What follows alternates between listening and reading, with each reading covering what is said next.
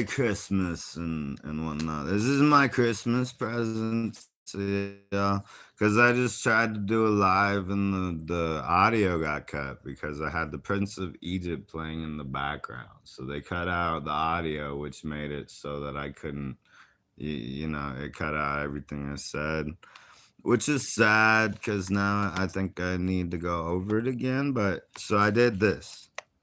It's herb blend, and I went over the ingredients in it and this cool little herb book that I got a long time ago at a lovely store called the Half Price Bookstore.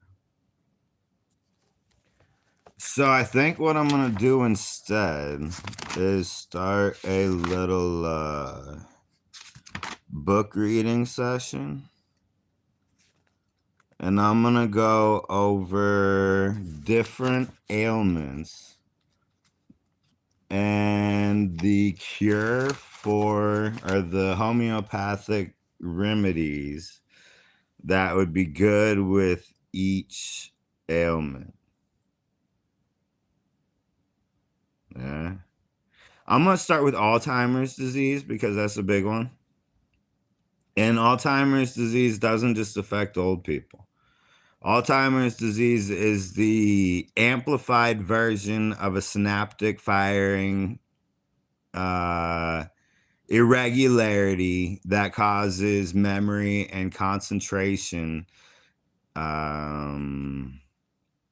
malfunction, I guess, because if the brain doesn't fire in the way that it's supposed to, because of most of Alzheimer's is the lack of communication between the left and right hemispheres of the brain, because there's the little gap in the brain, there's the left and the right hemisphere. And so the wires, the electricity has to flow back and forth between the neurons and whatnot, and then they go through the synaptic trees and all that good jazz. So like aspartame, which is in fake sugars and whatnot, and diet sodas, is huge for this because it cuts off the communication between the left and right hemisphere. There's a program called HemiSync. It's an audio program. You can look them up on YouTube and whatnot. But they specialized in connecting the left and right hemispheres in order to produce healthier thought function. That would be good for like concentration problems, ADHD, autism. It does help autism. But Alzheimer's is, so this is gonna help everybody, not just old people, is the gist of what I'm saying, because like brain fog, or whatever you want to call it. Brain fog is like the synaptic firing wrong, misfiring and whatnot. So we're going to go back to Alzheimer's disease, page 86. Let's start there. 86. We got this here.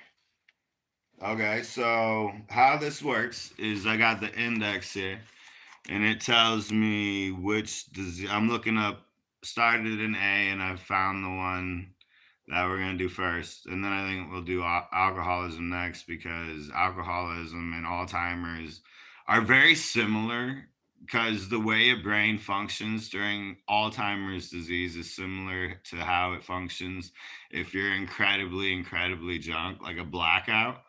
Alzheimer's disease is an in and out blackout, except you're awake and conscious of it.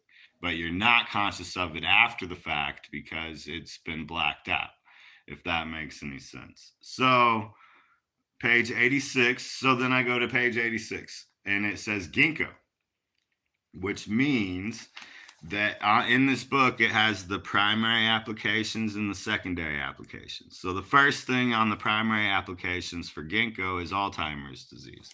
Oh, you can't see it. Let's see, I don't know if you can. Yeah. But so I'm gonna read this through real quick on ginkgo biloba, part used leaves.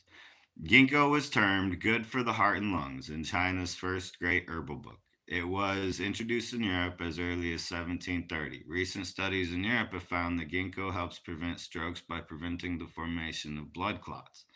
Its ability to inhibit the clumping of blood platelets is beneficial because clumps and clots contribute to heart problems, strokes, and artery disease. French scientists have gotten positive results when using ginkgo to promote natural blood clotting and arterial blood flow.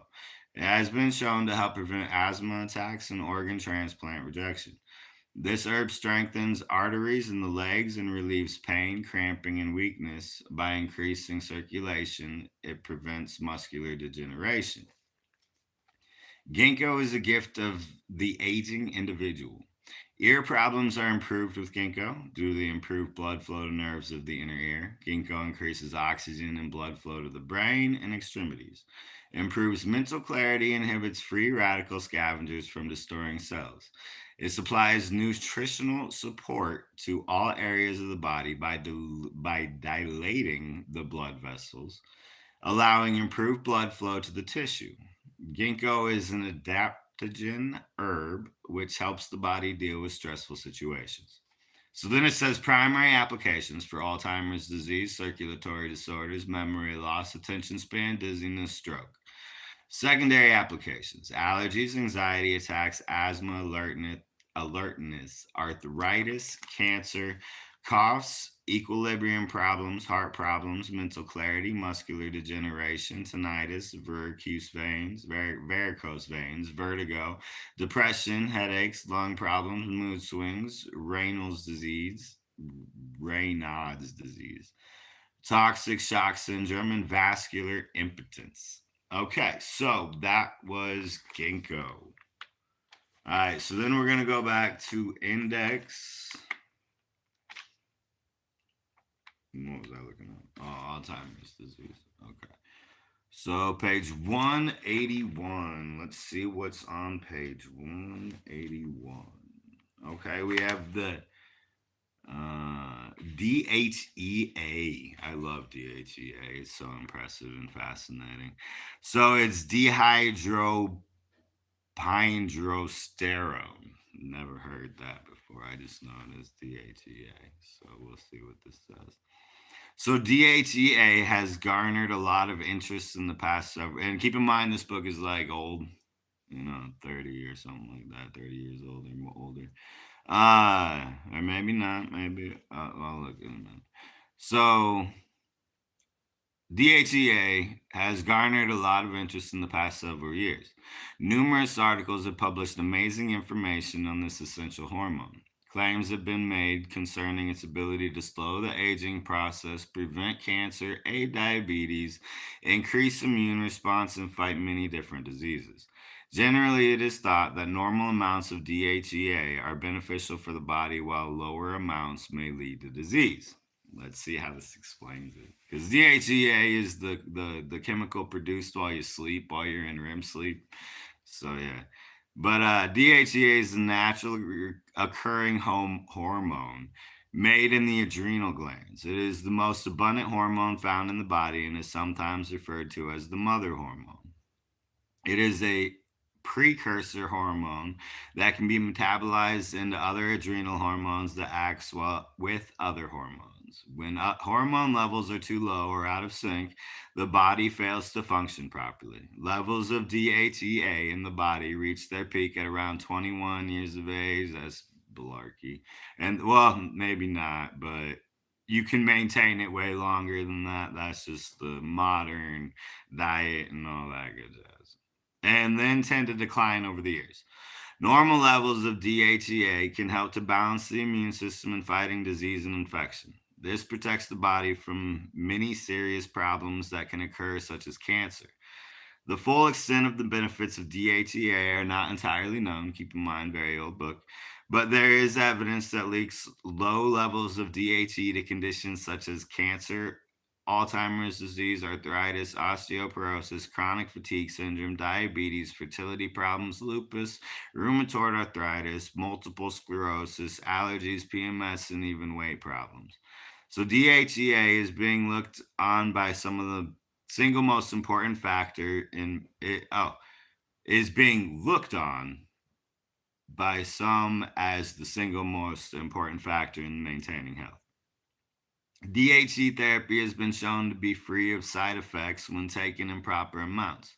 Some problems with excess amounts in the form of supplements include acne, rapid heartbeat, irritability, and headaches. Most have solved the problem by lowering the amount being taken. It is impressive that a hormone found commonly in the body can offer such advantages to health, and even more importance are the debilitating conditions that can result when there is too little DHEA available. It is produced in the adrenal glands and helps with manufacturing many other hormones from the adrenal glands. Adequate levels are essential to life. So my understanding of DHEA is it is mainly produced when you sleep, and it's the primary function. Its primary function is to uh, heal the cells. And this is crazy deja vu. So we'll see what happens next. But so it heals the cells, which then retards aging or reverses aging in some cases. Memories can release DHEA. Positive memories of childhood and whatnot can release DHEA in order to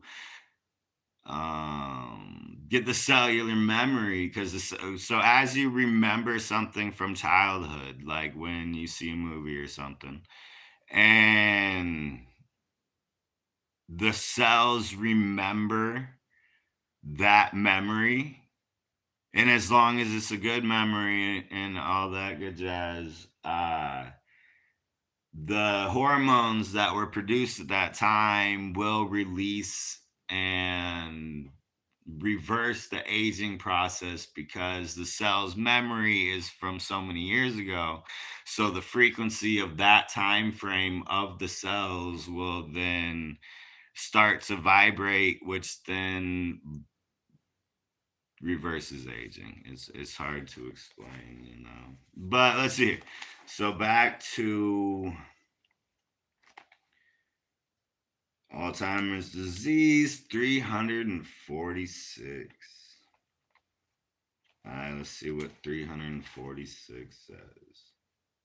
That just brings up ginkgo again.